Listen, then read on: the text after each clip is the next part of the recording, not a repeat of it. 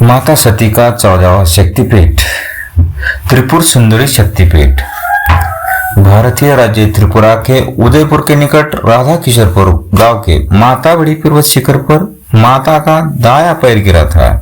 इसकी शक्ति त्रिपुर सुंदरी और भैरव को त्रिपुरेश कहते हैं। दक्षिणी त्रिपुरा उदयपुर शहर से 3 किलोमीटर दूर राधा किशोर ग्राम में राजराजेश्वरी त्रिपुर सुंदरी का भव्य मंदिर स्थित है, जो उदयपुर शहर के दक्षिण पश्चिम में पड़ता है।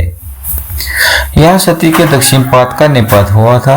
यहाँ का शक्ति त्रिपुर सुंदरी तथा शिव त्रिपुरेश है। इस पीठ स्थान को पूर्व पीठ भी कहते हैं। देवी ललिता आदिशक्ति का वर्णन देवी पुराण में प्राप्त होता है। भगवान शंकर को हृदय में धारण करने पर सती नेमिष में लिंगधारिणी नाम से विख्यात हुई। इन्हें ललिता देवी के नाम से पुकारा जाने लगा। एक अन्य कथा अनुसार ललिता देवी का प्रादुर्भाव तब होता है जब भगवान द्वारा छोड़े गए चक्र से पाताल समाप्त होने लगा। इस स्थिति से विचलित होकर ऋषि मुनि भी घबरा जाते और संपूर्ण पृथ्वी धीरे धीरे जलमग्न होने लगते। तभी सभी ऋषि माता ललिता देवी की उपासना करने लगते। उनकी प्रार्थना से प्रसन्न होकर देवी प्रकट होती है तथा इस विनाशकारी चक्र को थाम लेती। सृष्टि पुनः नवजीवन की पाती है।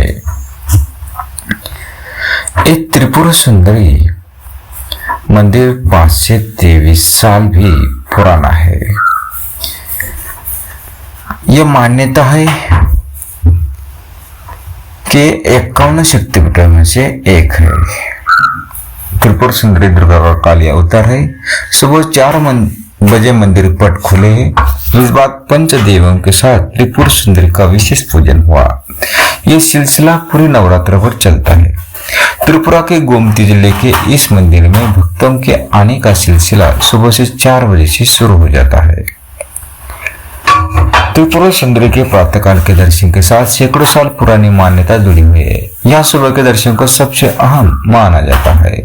अष्टमी पर 15 किलो सोना और 180 किलो चांदी से होता है।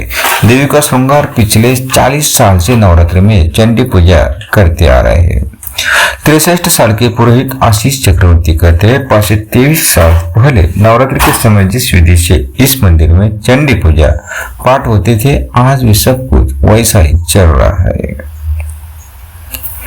त्रिपुर सुंदरी मंदिर के प्रबंधक मानी दत्ता कहते हैं महाराज के समय से लेकर अब तक सरकारी खजाने में मंदिर का करीब 15 किलो सोना 180 किलो चांदी के गहने जमा है।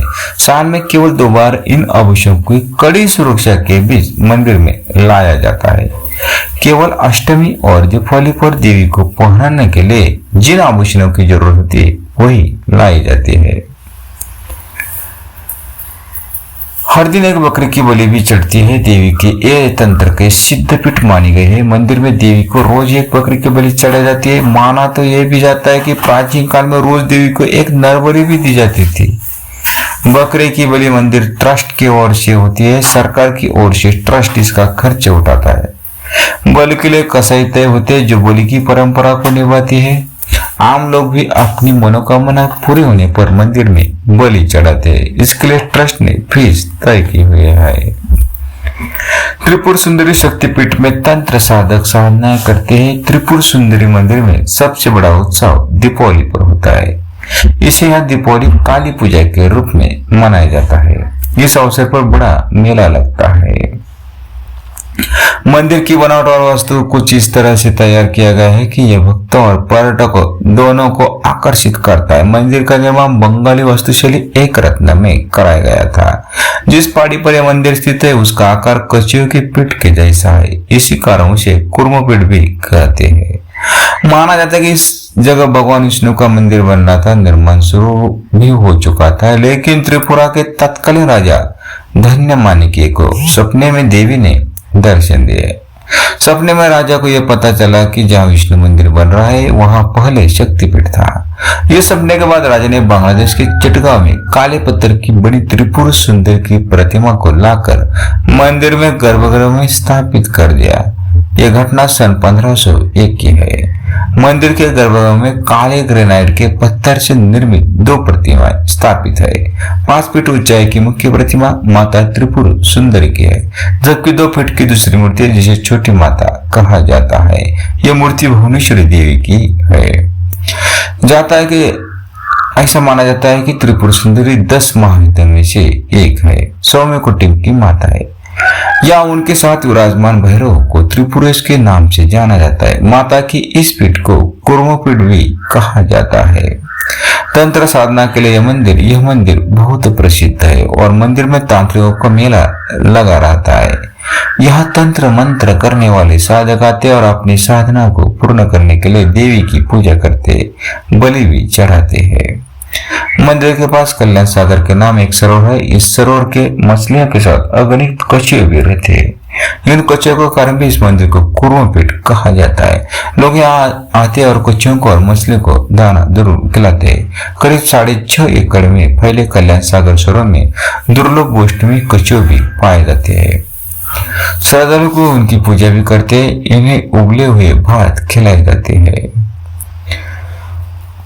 पुरोहित आशीष चक्रवर्ती कहते हैं 523 साल पहले नवरात्रि के समय जिस विधि से इस मंदिर में चंडी पूजा पाठ होते, आज भी सब कुछ वैसा भी चल रहा है। सुबह 9:30 बजे से देवी की पूजा शुरू हो जाती है और फिर 11:30 बजे पशु बलि होती है। आमतौर पर त्रिपुर सुंदरी में बकरों को ही बलि दी जाती है। किसी विशेष तिथि पर भैंसियों की बलि दी जाती है। ये तो बड़ा दुर्भाग्य की बात है, लेकिन पहले से आई हुई ये माँ के प्रथा तो है, लेकिन कोई जानवर का बलि देकर भगवान प्रसन्न होता है। ये पहले जमाने के से आ रहा है। लेकिन 10वीं तिथि को छोड़कर मंदिर में हर दिन बलि जाती है। बलि के बाद आरती होती है। दोपहर 1:30 बजे देवी का अन्न का भोग लगाया जाता है। फिर 1 घंटे के लिए मंदिर पट बंद कर दिया जाता है। इस मंदिर में पूजा करने वाले पुरोहित का इतिहास भी सैकड़ों साल पुराना है। त्रिपुर सुंदर मंदिर बनने के बाद महाराजा ने माता की पूजा के लिए उत्तर प्रदेश के कनौज से पुरोहित के 2 अलग-अलग वंश के लोगों को यहाँ बुलाया। इस मंदिर में पूजा कर रहे चंदन चक्रवर्ती कहते हैं, मुझे अपनी 3 पीढ़ी तक के नाम ही याद है। महाराजा कनौज से दामोदर पांडे, गदाधर पांडे को यहाँ लेकर आए थे। हम उनके वंश से बाद में राजा ने हम पुरोहितों को चक्रवर्ती की उपाधि दी थी। इस समय मंदिर में 76 पुरोहित थे जो अपनी बारी के अनुसार पूजा करते हैं। ऐसे है माता और यह सती माता का शक्तिपीठ त्रिपुरा सुंदरी शक्तिपीठ। जय श्री मां सती माता, जय श्री माता सती त्रिपुरा।